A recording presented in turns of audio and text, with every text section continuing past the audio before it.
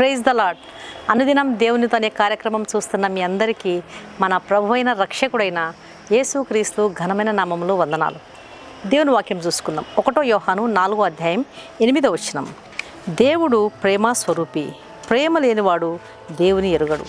ఒకసారి DL moody గారు తన బృందము చికాగో నగరంలో ఒక చర్చిని నిర్మించడం జరిగిందంట.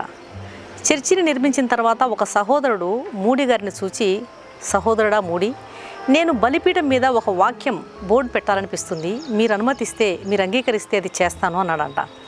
దానికి మూడీ గారు సరే సహోదరుడా అని అనుమతించాడంట. అయితే మూడీ గారు తలంచింది ఒకటి, ఆ సహోదరుడు చేసి తీసుకొచ్చింది మరొకటి.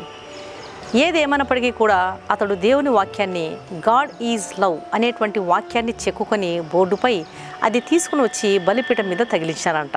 దీని అర్థం దేవుడు ప్రేమై ఉన్నాడు. ఒక రాత్రి ఒక వ్యక్తి ఆ దారినే పోతూ ఉన్నాడంట. చర్చి వైపు చూచి నిలబడి దేవుడు ప్రేమై ఉన్నాడు అని ఆ వాక్యాన్ని చదివి మిక్కిలి ఆశ్చర్యంతో వెళ్ళిపోయాడంట. మళ్ళీ రెండవ రోజు మరొకసారి వచ్చి అదే మాటను చదువుతూ లోపలికి వచ్చాడు. తిరిగి అదే వాక్యాన్ని స్మరిస్తూ తన 2 చేతులను ముఖంపై పెట్టుకుని వెక్కి వెక్కి ఏడుస్తున్నాడంట. ఏడుస్తున్న అతన్ని చూచి మూడీ గారు అనుకున్నాడంట, నిన్న నా ప్రసంగం విన్నందుకు ఈ రీతిగా పశ్చాత్తాపడుతున్నాడేమో అని తలంచి అతని దగ్గరికి వెళ్ళి, నీకేమైంది, ఎందుకు ఏడుస్తున్నావు సోదరుడా అన్నాడంట. అందుకు అతడు, అయ్యా ఏమీ లేదు అన్నాడంట. దానికి మూడీ గారు, నిన్న విన్న వర్తమానంలో ఏ వాక్య భాగం నీకు ఆశీర్వాదకరంగా ఉంది అని అడిగాడంట.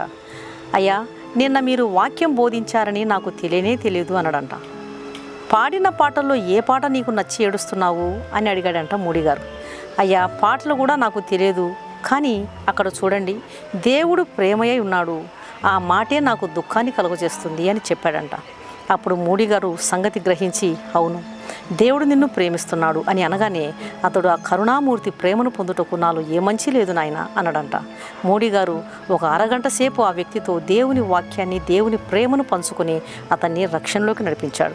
దేవుడు ఒక వ్యక్తిని రక్షించాలి అనుకుంటే ఏ రకంగానైనా రక్షించగలడు. దేవుడు ప్రేమ స్వరూపి. ఆయన ప్రేమలో కపటం లేదు.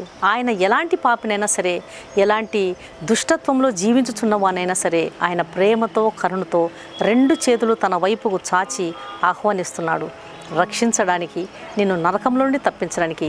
ఎలాంటి ప్రేమగల దేవుడు చూడండి. ఒక చిన్న వాక్యము ఆ వ్యక్తిని ఆకర్షించింది. దేవుని యొక్క వాక్యాలు చర్చిలలో బయట పెట్టేది అందుకేనండి. ఏదో ఒక వాక్యం ఏదో ఒక వ్యక్తిని ఏనాటికైనా మారుస్తుంది అనే నమ్మకంతో.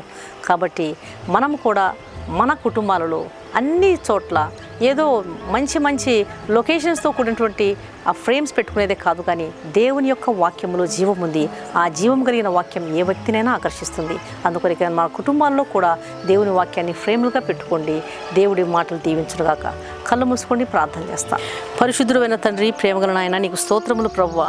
దేవుడు ప్రేమ స్వరూపి. అవును నాయన, ప్రేమ లేనివాడు దేవుని ఎరగడు. నీవు ప్రేమయే ఉన్నావు. ఈ మాట ఒక మనిషిని, ఎలాంటి పాపినైనా సరే కదిలించే ప్రేమ నీ ప్రేమ నాయన.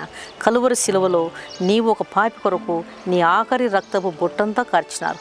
మీ ప్రేమను పొందడానికి నిజంగా మనిషిలో ఏ విధమైన మంచి లేదు, ఏ యోగ్యత లేదు ప్రభువా.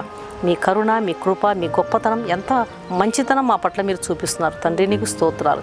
అలాగా వ్యక్తిని ఎలాగ మీరు ఆకర్షించుకున్నారో ఈ లోకంలో దేవుని ప్రేమ ఎరుగకుండా తిరుగుతున్న ప్రతి ఒక్కరిని కూడా మీరు దర్శించండి.